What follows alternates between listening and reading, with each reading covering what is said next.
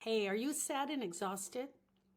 Are you completely sad and exhausted and you don't know why?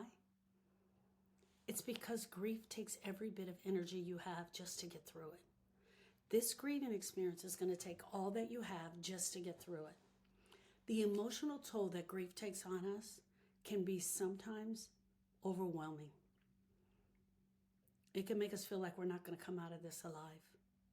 It can make us feel like we're not going to get to the other end of this. I want to talk to you about why sadness is so heavy. Sadness feels so overwhelming because it is so heavy. And part of that is because some days we feel like we're making it through, yet other days it feels so exhausting. It feels like we're just not going to be able to make it through this grief. But here's the deal. You've got to take it slow. You've got to take it one step at a time. Grief impacts every part of your life, not just your heart, not just your emotions. It's everything that's going on around you. And the brain energy that it takes to get through all of that is where the exhaustion comes in. Still trying to figure out how to get the kids to school, how to get the lunch made, how to get back home and just cry it out because it took everything you could just to get them to school.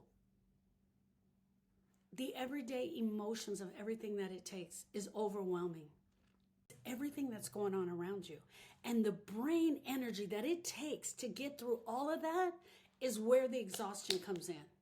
Still trying to figure out how to get the kids to school, how to get the lunch made, how to get back home and just cry it out because it took everything you could just to get them to school. The everyday emotions of everything that it takes is overwhelming. You need to have strategies for managing your day-to-day. You've got to incorporate your grief within your day-to-day. You have to allow time for it. And then sometimes it's just going to feel like, I can't even do this. I can't do this. This is too much. It's too much to try to get through this. Here's the deal, friends. The most important thing right now is for you to be talking about your grief. The second most important thing is your self-care. And then managing your strategies to get through the grief. It's not going to happen all in one day.